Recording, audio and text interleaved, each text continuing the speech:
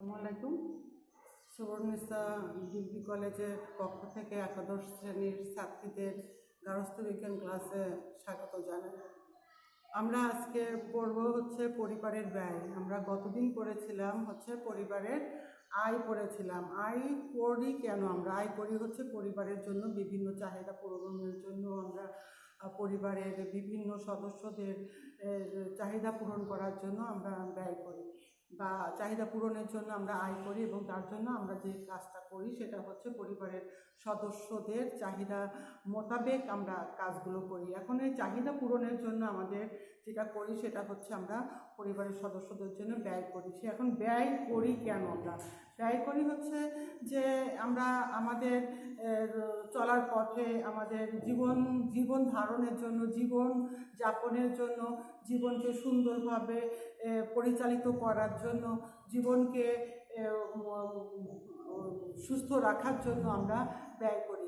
এবং আয়ের সঙ্গে সঙ্গে আমাদের কিন্তু ব্যয়ের একটা গভীর সম্পর্ক আছে। তার কারণ আমাদের চাহিদার কোনো শেষ নেই, আমাদের চাহিদা অসীম, কিন্তু আমাদের আয় সীমিত। এই সীমিত আয় দিয়ে অসীম চাহিদা পূরণ করার জন্য আমাদের ব্যয় সম্পর্কে আমাদের ধারণা থাকতে হবে যে আমরা কোথায় কত ব্যয় করতে পারবো, এবং আমাদের কত টাকা আয় আসে সেই অনুযায়ী আমরা কোন জায়গায় কোন খাতে কত টাকা ব্যয় করতে পারবো। এবং ব্যয় করার জন্য সর্বপ্রথম আমরা পরবর্তী ক্লাসে যেটা পড়বো সেটা ব্যয় করার জন্য আমাদের সর্বপ্রথম যেটা দরকার সেটা বাজেট করে নিতে হয়। বাজেট কিসের? বাজেট করি আমরা যে অর্থটা আমরা উপার্জন করি, যে অর্থটা আমরা আয় করি, সেই অর্থ অনুযায়ী আমরা যেন চলতে পারি, আমরা যেন ব্যয় করতে পারি, সেই জন্য আমরা বাজেট করি। বাজেটের মাধ্যমে আমরা জানতে পারি যে কোন জায়গায় কত টাকা অর্থ ব্যয় হতে পারে, কোন জায়গায় কতটা অর্থ আমরা পর্যাপ্ত পরিমাণে আমরা দিতে পারিনি, বা কোনো জায়গায় যদি পরিবর্তন করতে হয় তাহলে সেটা আমরা করতে পারি বাজেটের মাধ্যমে। সেই জন্য আগে আমাদের জানতে হবে যে পরিবারের ব্যয় কোন কোন জায়গায় আমরা পরিবারের ব্যয় আমাদের নির্ভর করে, বা কিসের উপরে পরিবারের ব্যয় নির্ভর করে। আমরা যেমন আয় করেছিলাম, আয়ের সময় আমরা বলেছিলাম যে আমাদের আয় 3 প্রকার: আর্থিক আয়, প্রকৃত আয়, মানসিক আয়। সেরকম ব্যয়ের কিছু কিছু জায়গা আছে, সেই জায়গাগুলোই আমরা ব্যয় করি, এবং ব্যয়টা কিসের উপরে নির্ভর করে আমরা আজকে সেটা জানবো। আমরা বলছি যে পরিবারের ব্যয় নির্ভর করে পরিবারের আয়ের উপরে, পরিবারের লোক সংখ্যার উপরে, বাস স্থানের উপরে, তারপরে জীবনযাত্রার মানের উপরে, ব্যক্তিগত কিছু অভ্যাস আছে আমাদের, সেই অভ্যাসের উপর, যাতায়াতের উপর, সামাজিকতার উপরে, এবং আমাদের পরিবারের মূল্যবোধ এবং লক্ষ্যকে কেন্দ্র করে কিন্তু আমাদের ব্যয় নির্ভর করে। আমরা জানি যে আমরা কিন্তু লক্ষ্যকে কেন্দ্র করে আমরা চলি, লক্ষ্যের উপরে নির্ভর করে কিন্তু আমরা চলি, কিন্তু এর মধ্যে কিছু মূল্যবোধ কাজ করে। মূল্যবোধের উপরেও কিন্তু আমাদের ব্যয় নির্ভর করে। আমরা বিস্তারিত আমরা একটু পরেই জানবো। প্রথমত যেটা সেটা পরিবারের আয়। এখন পরিবারের আয় কত? এখন সব পরিবারের আয় কিন্তু সমান না। যে পরিবারের আয় যেমন, সেই পরিবারেও কিন্তু ব্যয় কিন্তু ঠিক সেই রকম হবে। এখন মাথাপিছু আয়ের উপরে নির্ভর করে পরিবারের ব্যয় কেমন হবে। মনে করো সেটা কোনো পরিবারের 10,000 টাকা ইনকাম, সেই পরিবারের লোক আছে 5 জন বা 4 জন, তাহলে সেই 5 জন যদি থাকে তাহলে মাথাপিছু আয় তোমার 2,000 টাকা করে হচ্ছে। কিন্তু যদি লোক সংখ্যা বাড়ে, যদি আয় তুলনামূলকভাবে কমে, তাহলে মাথাপিছু আয় কমে যায়। আবার যদি লোক সংখ্যা বাড়ে, লোক সংখ্যা কমে, আয় যদি বাড়ে, তাহলে মাথাপিছু আয়ের পরিমাণ, ব্যয়ের পরিমাণ বেড়ে যায়। কাজেই আমরা যেটা করছি সেটা পরিবারের লোক সংখ্যার উপরে নির্ভর করবে পরিবারে কেমন ব্যয় হবে। এখন একটা জিনিস আমরা বলতে পারি যে পরিবারের লোক সংখ্যা যত বেশি, সেই পরিবারের ব্যয় কিন্তু তত বেশি। আর ব্যয়ের আমার আয়ের উপরে নির্ভর করবে আমার ব্যয় কেমন হবে। আয় যদি আমি 10,000 টাকা করি, তাহলে আমার লোক সংখ্যা যদি 10 জন হয়, তাহলে এক রকমের আয় ব্যয় হবে। আবার যদি আমার লোক সংখ্যা যদি 5 জন হয়, আমার যদি আয় যদি 50,000 টাকা হয়, তাহলে কিন্তু আমার ব্যয় একরকমের হবে। কাজেই মাথাপিছু আয়ের উপরে পরিবারের সদস্যদের উপরে নির্ভর করছে পরিবারের ব্যয় কেমন হবে। পরিবারের আয় যাই হোক না কেন, পরিবারের সদস্যরা যদি কম থাকে তাহলে হচ্ছে আমাদের পরিবারের দেখা যাচ্ছে যে আমাদের ব্যয় হচ্ছে কম হচ্ছে। আমরা জানি যে আমাদের মৌলিক চাহিদাগুলোকে কিন্তু আমাদের পূরণ করতে হবে। সেই মৌলিক চাহিদা আমরা আগেই ক্লাসে বলেছি, সেই মৌলিক চাহিদা যদি আমরা সঠিকভাবে পূরণ করতে চাই তাহলে পরিবারের আয়ের উপরে কিন্তু নির্ভর করবে হচ্ছে আমরা সঠিকভাবে আমাদের মৌলিক চাহিদাগুলোকে পূরণ করতে পারবো কিনা। এখন আমাদের মৌলিক চাহিদা কিন্তু মনে করো যে আমাদের পরিবারের আয় হচ্ছে 10,000 টাকা, পরিবারের সদস্য সংখ্যা কিন্তু 5 জন, তাহলে হচ্ছে মাথাপিছু আয় যদি 2,000 টাকা করে হয় তাহলে আমার সব মৌলিক চাহিদাগুলো পূরণ করে কিন্তু এই সমাজে সুস্থভাবে জীবনযাপন করা সম্ভব না। সেই জন্য বলা হচ্ছে যে পরিবারের লোক সংখ্যা কমাতে হবে। পরিবারের লোক সংখ্যা যদি আমরা কমাতে পারি তাহলে হচ্ছে আমরা এই ব্যয় আয় অনুযায়ী আমরা ব্যয় করতে পারবো। এখন পরিবারের আয় যদি আয় বিভিন্নভাবে আমরা করতে পারি, যেভাবে আমরা আয় করি না কেন পরিবারের নির্দিষ্ট সময়ে সেই আয়টা হতে হবে এবং সেই অনুযায়ী আমাদের ব্যয়ের হার নির্ধারণ করতে হবে। 2 নম্বর পয়েন্টে বলা হচ্ছে পরিবারের লোক সংখ্যা। আগেই আমি বলেছি পরিবারের লোক সংখ্যার উপরে নির্ভর করে হচ্ছে পরিবারের ব্যয় কেমন হবে। পরিবারের লোক সংখ্যা যদি বেশি হয় তাহলে আমরা সবার সব চাহিদা কিন্তু পূরণ করতে পারবো না। আবার পরিবারের লোক সংখ্যা যদি কম হয় তাহলে আমরা সবার সব চাহিদাগুলোকে কিন্তু পূরণ করতে পারবো। এই চাহিদা পূরণ করার জন্য আমাদের কি করতে হবে, আমাদের হচ্ছে সঠিকভাবে অর্থকে ব্যয় করতে হবে এবং সঠিকভাবে অর্থকে ব্যয় করতে হলে আমরা বলছি সেটা হচ্ছে আয়ের সঠিক ব্যবহার জানতে হবে। আয়ের সঠিক ব্যবহার যদি আমরা জানতে পারি তাহলে আমরা ব্যয়ের দিক দিয়ে আমরা সঠিকভাবে ব্যয় করতে পারবো এবং আমরা আমাদের চাহিদাগুলোকে পূরণ করতে পারবো। আমরা যদি লোক সংখ্যা অনুযায়ী, আমি আগেই তোমাদের বললাম যে আমাদের মৌলিক চাহিদাগুলোকে আমরা পেটে ক্ষুধা রেখে কিন্তু আমরা অন্য চাহিদাগুলোকে কিন্তু পূরণ করি না। আমরা যদি একটা নিম্নবিত্ত পরিবারের একটা সদস্যদের হাতে যদি দেওয়া হয়, একটা ছোটো বাচ্চা হাতে যদি 2 টাকা দেওয়া হয় তাহলে সে প্রথমেই কিন্তু যে খাবারটা কিনতে যাচ্ছে, কিন্তু মধ্যবিত্ত পরিবার বা উচ্চবিত্ত পরিবারের একটা শিশুর হাতে তুমি যখন 2 টাকা দিবে তখন তারা কিন্তু এই 2 টাকা কিন্তু কোনো মর্মই বুঝবে না। সেজন্যই বলা হচ্ছে যেটা আমরা বলতে চাচ্ছি সেটা হচ্ছে যে পরিবারের সদস্যদের চাহিদা অনুযায়ী আমরা যদি ব্যয় করতে চাই তাহলে পরিবারের সদস্যদের লোক সংখ্যার উপরে আমাদের ব্যয় নির্ভর করবে। তারপরে আছে হচ্ছে বাসস্থানের উপরে পরিবারের ব্যয় নির্ভর করে। বাসস্থানটা কি? বাসস্থান হচ্ছে আমরা যেখানে অবস্থান করি, আমাদের মৌলিক চাহিদারা আছে খাদ্য, বস্ত্র। 3 নম্বরে আছে হচ্ছে বাসস্থান মানে হচ্ছে মাথা গোঁজার একটা ঠাঁই। সেটা হচ্ছে শহর অঞ্চলে একরকমের, যদি কেউ শহর অঞ্চলে থাকে তাহলে হচ্ছে তার বাসস্থানের খরচ একরকমের, যদি কেউ গ্রাম অঞ্চলে থাকে তাহলে বাসস্থানের খরচ একরকমের। আবার শহর অঞ্চলের হচ্ছে এলাকা ভিত্তিক জায়গাও আছে, বিভিন্ন এলাকার বাসা ভাড়া বিভিন্ন রকম। কাজেই এই যে এলাকায় আমরা অবস্থান করব সে এলাকার উপরে নির্ভর করবে বাসস্থানের ব্যয়। আবার যদি কেউ নিজের বাড়ি থাকে তাহলে হচ্ছে বাসস্থানের মেরামতের কাজে বা নিজস্ব কিছু বাড়ির কিছু উন্নয়নমূলক কাজে হয়তো ব্যয় হতে পারে। এখন যখন আমরা ব্যয় করব তখন বাসস্থানের অবস্থানের উপরও কিন্তু ব্যয় অনেকটা নির্ভর করে। কোন জায়গায় কোন এলাকায় আমার বাসাটা আছে সেই দিকে খেয়াল রেখে কিন্তু আমাকে ব্যয় করতে হবে। আমার চাহিদা অনুযায়ী সবাই আমরা চাই যে সবচেয়ে সর্বোচ্চ জায়গায় আমরা যেন থাকতে পারি, সর্বোচ্চ মানে ভালো জায়গায় ভালো অবস্থানে যেন আমরা থাকতে পারি, বিভিন্ন রকমের সুযোগ সুবিধা অনুযায়ী যেন আমরা থাকতে পারি। কিন্তু আমরা চাইলেই কিন্তু হবে না। সেটা হচ্ছে যে আমাদের চাহিদা অনুযায়ী আমাদের আয় কেমন সেই অনুযায়ী আমাদের ব্যয় করতে হবে। যদি আয় অনুযায়ী যদি আমরা ব্যয় করি তাহলে আমরা কাঙ্ক্ষিত লক্ষ্যে আমরা পৌঁছাতে পারবো। এবং কাঙ্ক্ষিত আমরা প্রথমেই বলেছি যে আমাদের প্রথমত একটাই কাজ, সেটা হচ্ছে যে আমাদের কাঙ্ক্ষিত লক্ষ্যে পৌঁছানো। কাঙ্ক্ষিত লক্ষ্যে যদি আমরা পৌঁছাতে চাই তাহলে হচ্ছে আমাদের ব্যয় করতে হবে বাসস্থান অবস্থান অনুযায়ী। বাসস্থানের অবস্থান অনুযায়ী আমি কোন এলাকায় আমি ব্যয় নিতে পারবো, আমার চাহিদা কেমন, আমার আয় কেমন, সেই অনুযায়ী কিন্তু আমাকে ব্যয় করতে হবে।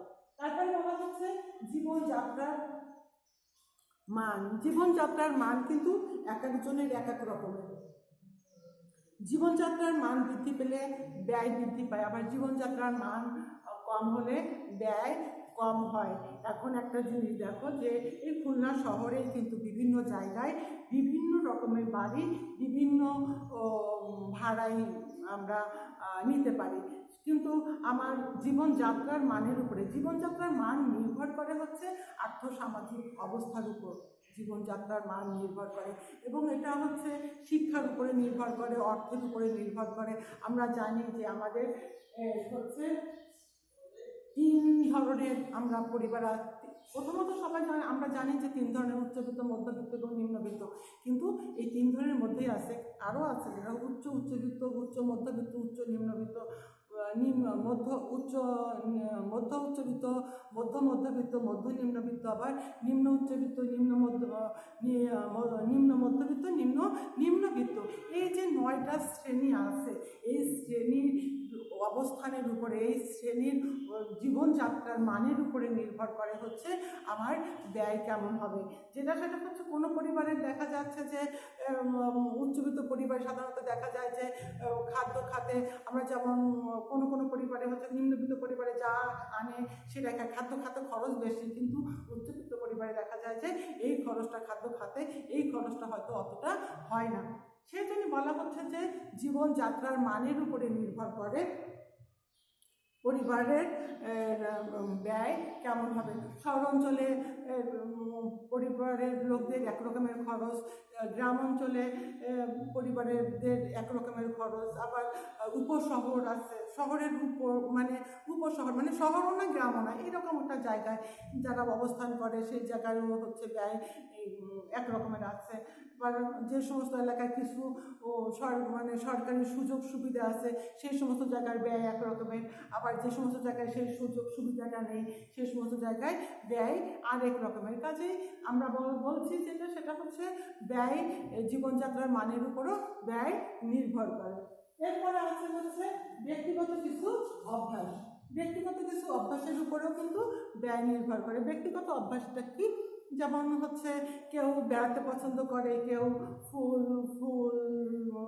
চর্চা করতে বেশি পছন্দ করে, ফুল গাছ, বিভিন্ন রকমের ফুল গাছ কিনে চর্চা করতে বেশি পছন্দ করে, কেউ বাগান করতে পছন্দ করে, কেউ বই পড়তে পছন্দ করে, কেউ গান শুনতে পছন্দ করে, কেউ বেড়াতে যেতে পছন্দ করে, কেউ আবার মেহমান আপ্যায়ন করতে পছন্দ করে। তা কাজে এই যে ব্যক্তিগত কিছু অভ্যাস আছে এই অভ্যাসের উপরে কিন্তু ব্যয় নির্ভর করে।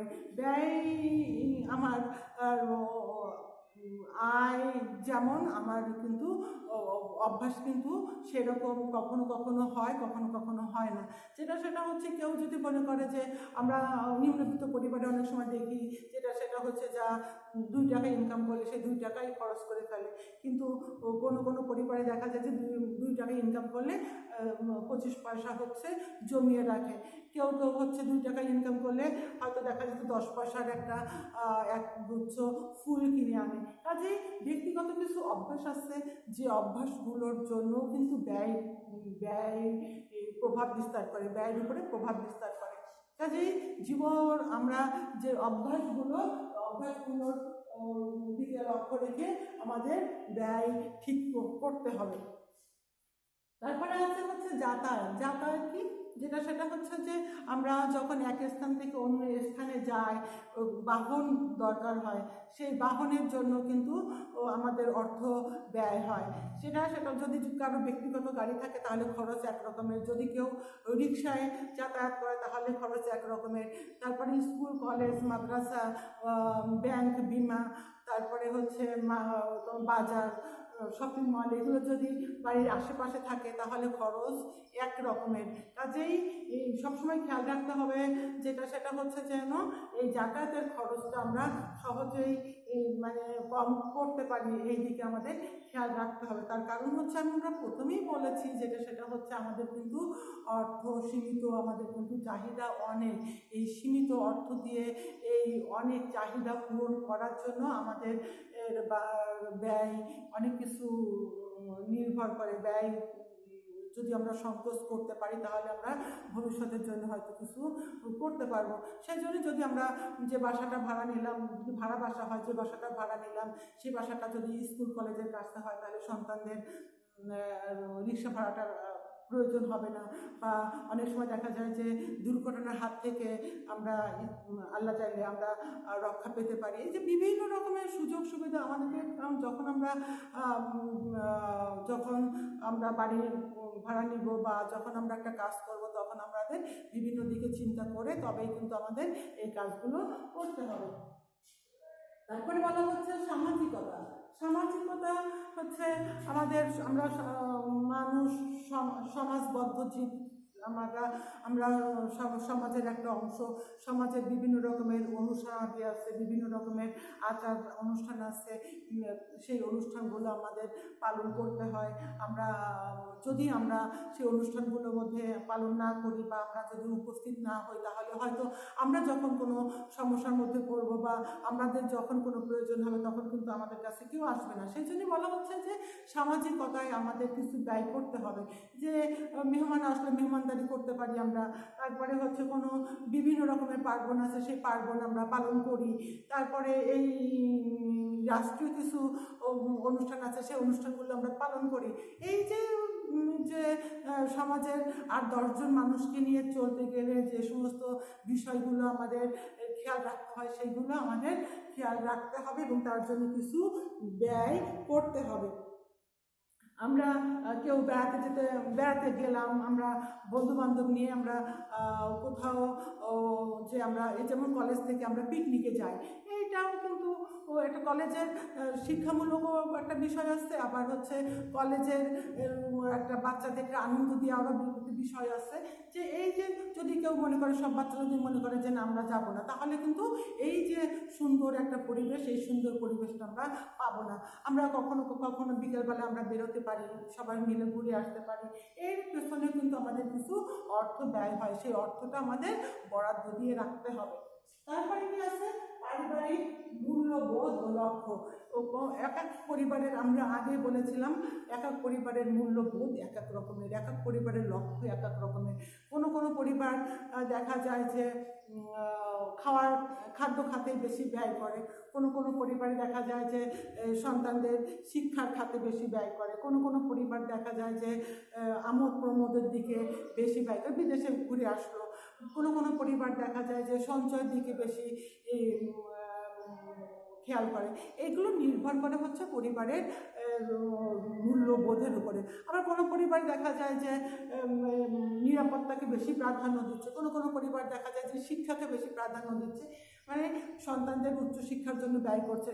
কাজেই এটা হচ্ছে পরিবারের মূল্যবোধ এবং লক্ষ্যের উপরে নির্ভর করে। পরিবারটা কোন মূল্যবোধে চালিত হচ্ছে, পরিবারের সদস্যদের লক্ষ্য কী, পরিবারের ভবিষ্যৎ পরিকল্পনা কী, এই বিভিন্ন বিষয়ের উপরে কিন্তু পরিবারের ব্যয় নির্ভর করে। পরিবারের ব্যয় যদি আমরা সঠিকভাবে নির্বাহ করতে পারি, যদি এই বিষয়গুলোর দিকে আমরা যদি সঠিকভাবে খেয়াল দিতে পারি, তবে কিন্তু আমাদের যে আয়, আমরা আগেই বলেছিলাম যে আমাদের কিন্তু আয় সীমিত, কিন্তু আমাদের চাহিদা অসীম চাহিদা। এই অসীম চাহিদা পূরণ করার জন্য এই সীমিত আয় দিয়ে যখন আমরা চলি তখন আমাদের ব্যয়ের দিকে আমাদের খেয়াল রাখতে হয়। এবং ব্যয়ের দিকে যদি আমরা সঠিকভাবে খেয়াল দিতে পারি তবেই কিন্তু আমরা যেটা করতে পারি সেটা হচ্ছে একটা পরিবারকে সুষ্ঠুভাবে পরিচালিত করতে পারি, সুন্দরভাবে পরিচালিত করতে পারি, তাদের মূল্যবোধ, তাদের লক্ষ্যকে আমরা প্রকাশ করতে পারি এবং লক্ষ্যের দিকে আমরা আস্তে আস্তে অগ্রসর হতে পারি। এবং লক্ষ্যকে যদি আমরা অগ্রসর হতে পারি, লক্ষ্যতে যদি আমরা পৌঁছাতে পারি, তাহলে হচ্ছে জীবন পরিপূর্ণ। আমাদের এই জীবনের লাস্ট পর্যায়ে হচ্ছে পরিপূর্ণ জীবন বনাম হতাশা, মানে আমি কিছুই পাইনি, না কি আমি সব কিছুই পেয়েছি, আমি যতটুকু চেয়েছি ইনশাআল্লাহ সবটুকু আল্লাহ তাআলা আমাদের দিয়েছেন। এই যে স্যাটিসফ্যাকশন বা হতাশা, এই দুটোর মধ্যে আমরা সবাই চাই যে আমাদের জীবনে পরিপূর্ণ জীবন হবে। এই পরিপূর্ণ জীবন পেতে চাইলে আমাদের যেটা করতে হবে, আয় অনুযায়ী ব্যয় করতে হবে এবং ব্যয়ের দিকে আমাদের খেয়াল রাখতে হবে। এরপরে আমরা সামনের ক্লাসে করব হচ্ছে বাজেট। বাজেটটা কি? বাজেট হচ্ছে আমরা বললাম যে আমরা আয় পড়লাম, ব্যয় পড়লাম, আয় ব্যয়ের অগ্রিম হিসাব। বাজেট শব্দটা হচ্ছে ফরাসি শব্দ, আয় ব্যয়ের অগ্রিম হিসাবকে বলা হচ্ছে বাজেট বা খসড়া হিসাবকে। আমরা কখনোই বলে দিতে পারি না আমি জানি যে আমার আয় এত টাকা আছে, এতটা আছে, 50,000, 60,000, 1 লাখ, 2 লাখ, 10,000, 5,000, এই আমাদের আয় আছে, কিন্তু আমরা বলতে পারি না যে আমার এই ব্যয়ের মধ্যেই কিন্তু আমরা থাকতে পারবো, এই 50,000 টাকার মধ্যেই আমরা থাকতে পারবো। আমরা বলতে পারি না এই 10,000 টাকার মধ্যেই আমরা থাকতে পারবো। তার কারণ হচ্ছে আমরা কখনোই ভবিষ্যৎ সম্বন্ধে আমরা কখনোই জানি না, আমরা কখনো অবগত না যে আমাদের ভবিষ্যতে কখন কোন অবস্থায় পড়ছে। তবে যেটা আমরা করতে পারি সেটা হচ্ছে ভবিষ্যতে একটা ব্যয়ের একটা আয় এবং ব্যয়ের একটা খরচা হিসাব আমরা করে নিতে পারি।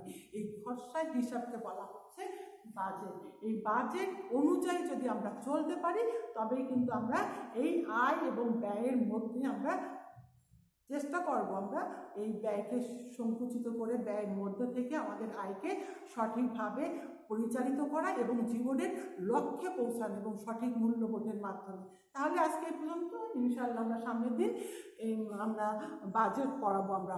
তাহলে তোমরা ভালো থাকো, সুস্থ থাকো, আল্লাহ হাফেজ, আসসালামু আলাইকুম।